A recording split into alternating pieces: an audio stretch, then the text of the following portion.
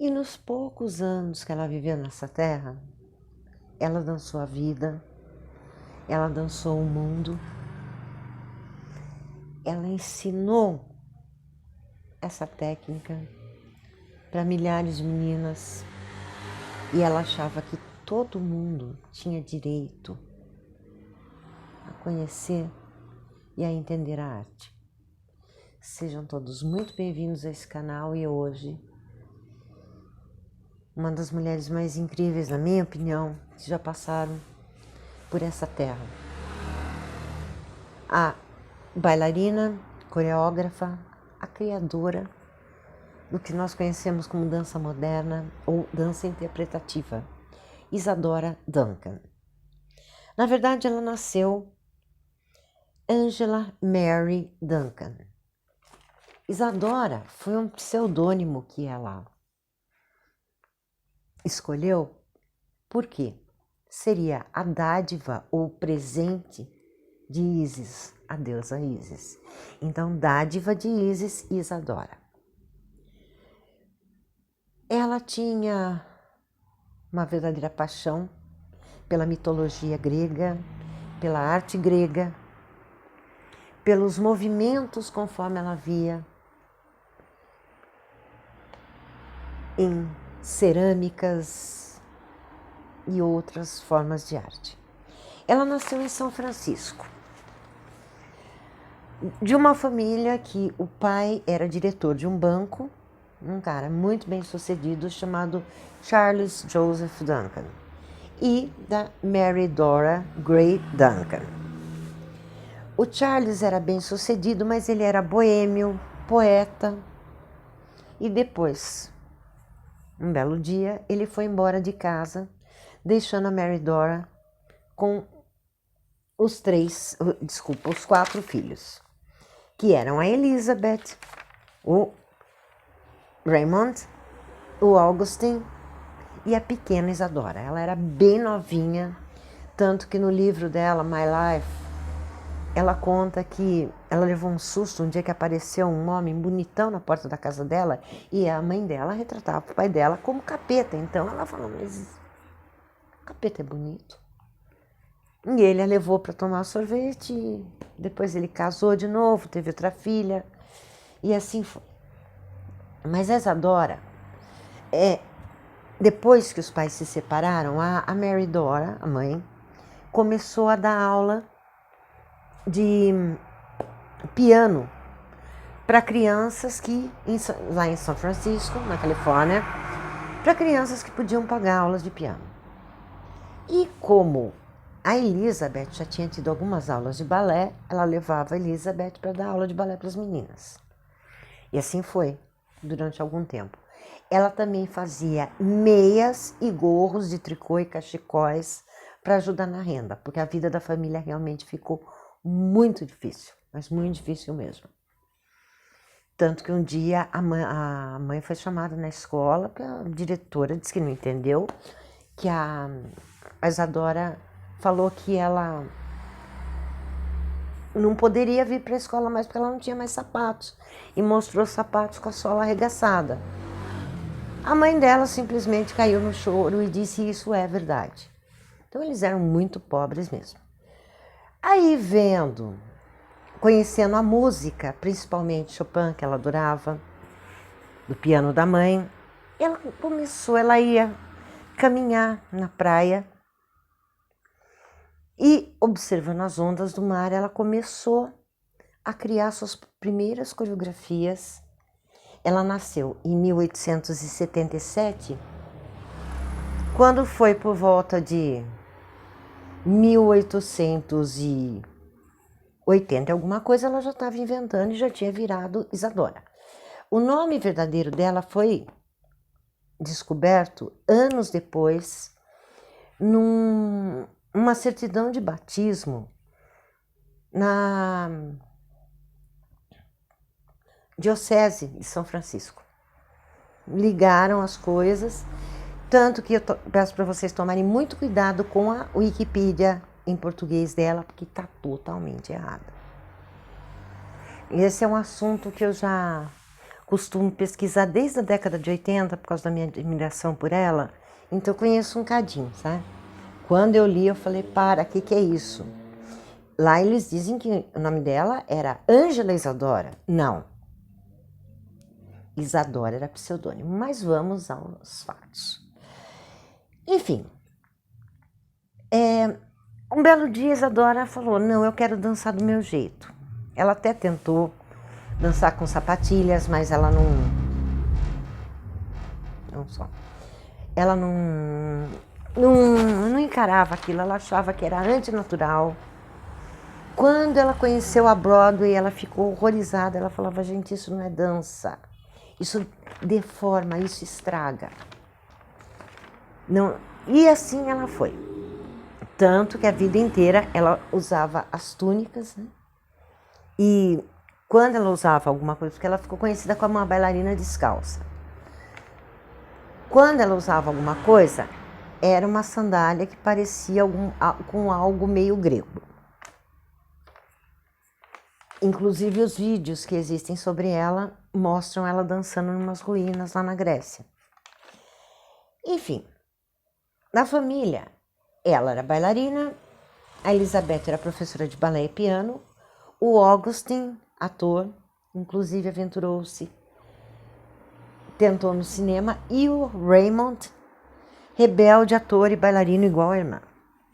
Ela já tinha naquela época uma visão que hoje nós diríamos feminista. Por quê?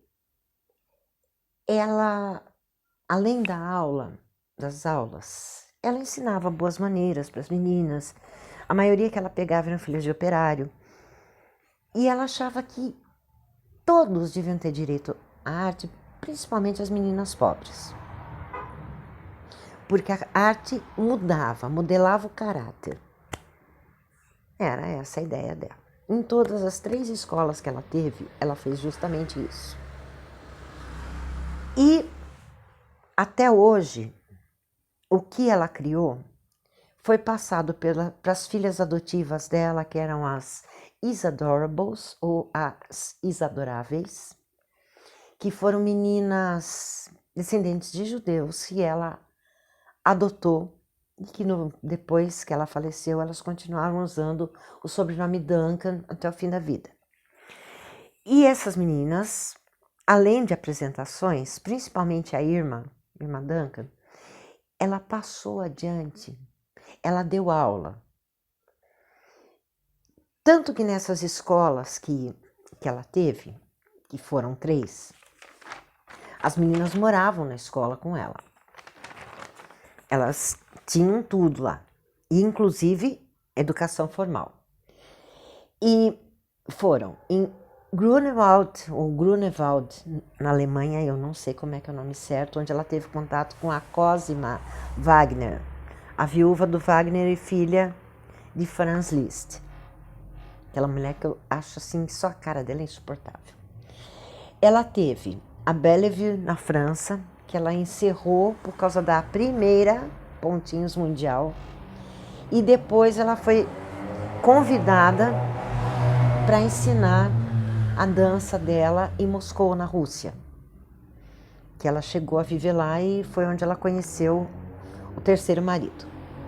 Então todo mundo tem assim a ideia da Isadora como aquela mulher assim, alocada, que bebia, que saía com todo mundo. De fato, o terceiro marido dela, o Sergei Yesenin, que era um poeta russo bem mais novo que ela, ele tinha sérios problemas, tanto que ele acabou se suicidando depois de uma briga com ela, e eles brigavam muito. E ele era alcoólatra, foi graças a ele que ela começou também a decair na vida. Mas o que ela ensinava para aquelas meninas? Ela ensinava cada uma a fazer sua própria túnica. Essas túnicas geralmente não tinham costura, eram tecidos que eram cruzados. E eu vou deixar aqui no primeiro comentário fixado um documentário sobre uma escola de Salvador, na Bahia, que tem parceria com o Balé Isadora Duncan, que é de uma aluna dela, que é a Lori Belilove, que até hoje eles ensinam lá em Salvador essa técnica, porque ela esteve no Brasil, ela dançou em Salvador, no Rio de Janeiro e em São Paulo. Ela amou o Brasil, mas a cidade que ela mais gostou foi Salvador, porque, sabe, ela falou aquela mistura de raças, aquela música, aquela alegria, ela se encantou com Salvador. Mas ela era nômade, ela nunca parava muito tempo no lugar, e a maior tragédia da vida dela, ela teve 2 filhos. O Patrick, que era filho do Perry Singer. Perry Singer era nada mais nada menos que o herdeiro das indústrias Singer, máquinas de costura, que foi ele que ajudou com a escola de Belleville. E a Deirdre, que era filha do Gordon Edward Craig, ou simplesmente Gordon Craig, que era um cenógrafo, artista plástico, que foi assim a paixão da vida dela.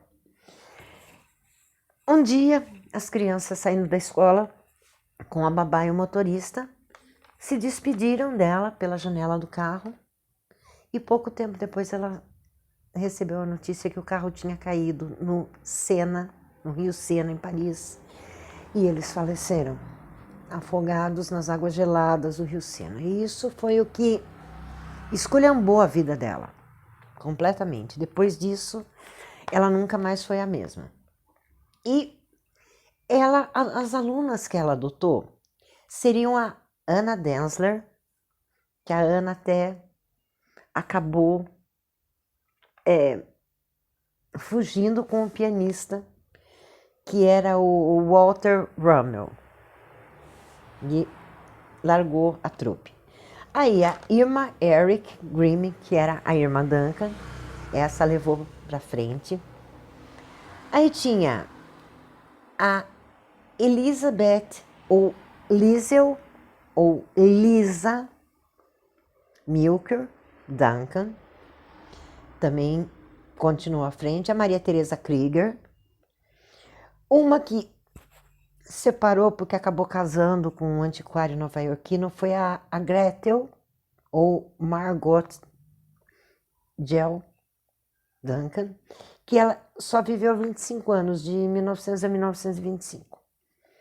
E outra era a Erica Loman Duncan. Elas passaram adiante tudo que elas aprenderam e assim continuou. Mas eu acho que assim, a maior mensagem, e até tem uma história que ela juntou dinheiro para levar a família embora para a Europa, porque ela falou, a América não me entende. E só foi entender muitos e muitos anos depois que ela faleceu, em 1927. Porque até então ela era, imagina, os puritanos americanos, aquela mulher que anda descalça com aquela túnica transparente, que coisa horrorosa. Mas o que foi importante assim no legado dela, sabe? Para falar de Isadora Duncan, eu teria que fazer uma série, porque é tanta coisa. É uma pessoa, assim, uma personagem tão rica, que... E se existe uma dança interpretativa hoje, mas que usa os movimentos do corpo como os elementos da natureza, é graças a ela. Eu vou deixar o documentário fixado aqui, eu espero que vocês gostem. E mais pra frente eu volto com mais Isadora Duncan. Só o detalhe que eu ia falar do Raymond. Eles viajaram na 3ª classe de um navio tão lento que ainda transportava gado. Ele diz que ele ficou tão indignado com a situação dos animais que ele se tornou vegetariano pro resto da vida. Depois a esposa dele e os filhos dele também. Então é isso, gente. Até o próximo vídeo.